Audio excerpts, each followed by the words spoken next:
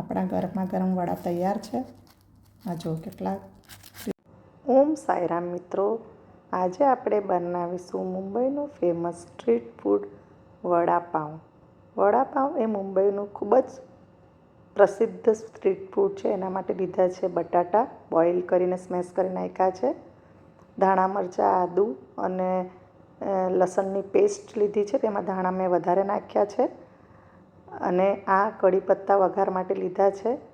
હિંગ લીધી છે. રાઈ, જીરું અને અડદની દાળ છે, જે આપણે વઘારમાં નાખીશું. એનાથી આપણનો ટેસ્ટ બહુ સારો આવે અડદની દાળથી. અને કાપેલા કોથમીર લીધા છે. હવે આપણે કઢાઈ ચડાવી દીધી છે. તેના અંદર 2 ટેબલ સ્પૂન તેલ નાખીશું. કોઈ પણ તેલ તમે લઈ શકો છો. એને ગરમ થવા દઈએ. હવે એમાં નાખીશું આપણે રાઈ, જીરું અને અડદની દાળ અને એને થોડી વાર થવા દઈએ. થોડો વઘારને સરસ રીતે એ થાય એટલે એમાં કઢી પત્તા નાખીએ. કઢી પત્તા નખાઈ જાય પછી એમાં કઢી પત્તા નખાઈ ગયો. હવે આમાં આપણે આદું, લસણ, મરચાંની પેસ્ટ નાખીશું અને પછી એને સરસ રીતે મિક્સ કરી નાખીશું, જેથી કરીને એનો જે કાચો સ્મેલ છે કે કાચો સ્વાદ એ નીકળી જશે. અને પછી આપણે નાખીશું એના અંદર હિંગને પણ આપણે સરસ રીતે મિક્સ કરી નાખીએ, જેથી કરીને એની સુગંધ આપણા મસાલામાં આવી જાય. અને પછી આપણે નાખીશું સ્વાદ પ્રમાણે મીઠું, અડધી ચમચી હળદ નાખીશું, અડધી ચમચી આપણે ધાણા જીરું પાવડર નાખવાનું છે.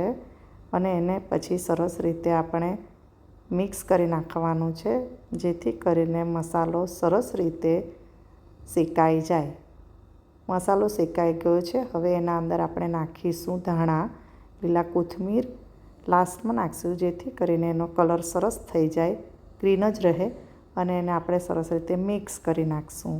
મિક્સ કર્યા બાદ આપણે હવે નાખીશું એના અંદર આપણે સ્મેશ કરેલા બટાટા, બોઇલ બટાટા નાખીશું. વડાપાઉં એ મુંબઈની ઓળખ છે. ગરીબ શ્રીમંત બધા માટે એ ભાવતું ભોજન છે. હવે આપણે બધા બટાટા એના અંદર નાખી દીધા છે. આપણે એને સરસ રીતે મિક્સ કરી નાખીશું. આપણા બટાટા વડાનો જે પૂરણનો કલર છે એ બહુ એકદમ ડાર્ક યલો કે એકદમ લાઇટ યલો હોવું ન જોઈએ. તેથી કરીને આપણે હળદ પણ બહુ ખૂબ જ થોડી નાખી છે, અડધી ચમચી નાખી છે. હવે આવી રીતને એને સરસ રીતે આપણે મિક્સ થઈ જાય, મસાલો બટાટાના અંદર પચી જાય એટલે આપણે થોડી વાર માટે થવા દઈએ. અને એને થોડી વાર માટે આપણે ઢાંકણ ઢાંકી અને થોડી વાર માટે રહેવા દઈએ. સ્લો ગેસ રાખવાનો છે. આ થઈ ગયું છે. 2-3 મિનિટ આપણે રહેવા દીધું છે અને પછી સરસ રીતે આ મિક્સ થઈ ગયું છે. બધો મસાલો પૂરણના અંદર પચી ગયો છે અને એ મસાલો પચી જવો જોઈએ, તો જ આપણા બટાટા વડા સરસ થશે. હવે આને આપણે થોડી વાર ઠંડુ થવા દઈશું. હવે ઠંડુ થઈ ગયું છે અને આપણે ગોળ ગોળ ટીકી કરી નાખીએ. આ ટીકી પણ થઈ ગઈ છે. મેં 2 બટાટા લીધા હતા, એની 12 ટીકી થઈ હતી. હવે આપણે એને થોડી વાર માટે ફ્રીજમાં સેટ થવા દઈશું. હવે આપણે 2 વાડકી ચણાનો લોટ લીધો છે, 2 ચમચી ચોખાનો લોટ લીધો છે.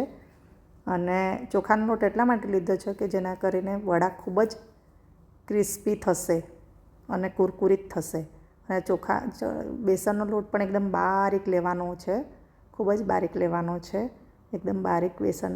અને એના અંદર આપણે હવે ચોખાનો લોટ નાખી દઈશું.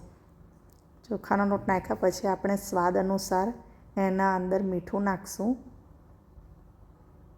લોટના પ્રમાણમાં ચપટી આપણે હળદ નાખવાની છે. હળદ આપણે વધારે નહીં નાખવાની, નહીં તો સોડા નાખીશું તો લાલ થઈ જશે કલર. એટલે એકદમ ચપટી નાખવાની છે. પછી થોડી હિંગ નાખીશું આપણે એના અંદર.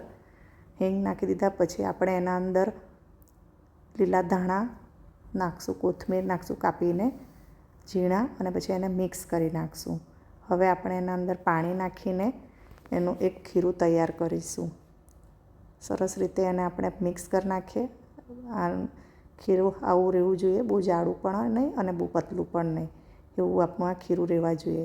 હવે આપણે એના અંદર નાખીશું સોડા. તમારા પાસે ઈનો હોય તો ઈનો, ખાલી અડધી ચમચી એકદમ થોડું નાખવાનું છે અને એને ખૂબ સારી રીતે આપણે ફેટવાનું છે. સારી રીતે ફેટશું એટલે ખૂબ જ સરસ ફૂલશે આપણા વડા. હવે આપણે ગેસ ચાલુ કરી દીધો છે અને એના પર આપણે કઢાઈ ચડાવી દીધી છે. વડા તળવાની આપણે તૈયારી કરશું. એટલે હવે આપણે એના અંદર નાખીશું તેલ. તેલ ગરમ થઈ જાય. તેલ એટલું નાખવાનું કે આપણા વડા અંદર ડૂબી જાય. તળતી વખતે નાખીએ ત્યારે એટલું તેલ આપણે કઢાઈમાં નાખવાનું અને મીડિયમ ગેસ પર એને થવા દેવાનું છે. હવે આપણા આ ટિક્કી ફ્રીજમાંથી આપણે કાઢી લીધી છે. એને આપણે આ ખીરામાં હવે નાખશું અને એનું સરસ રીતે કોટિંગ કરીને આપણે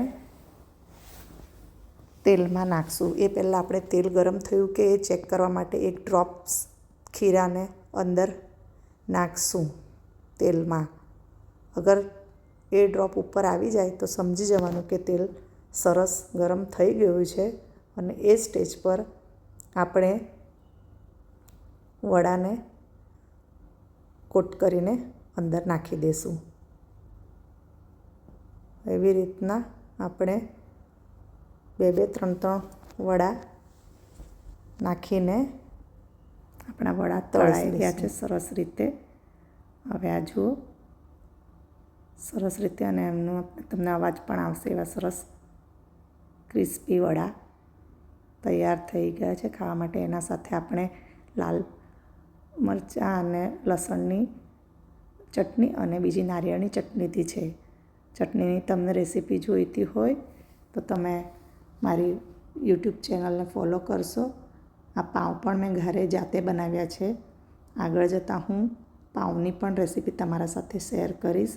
ખૂબ સરસ સ્પોન્જી અને મેંદા અને ઘઉંના લોટ બંને મિક્સ કરીને બનાવ્યા છે પાઉં. હવે આપણે એને કાપી લઈશું વચ્ચેથી કાપી લીધા પછી એના અંદર આપણે આ લાલ ચટણી લગાવીશું. પછી નારિયેળની ચટણી પણ આપણે લગાવીશું.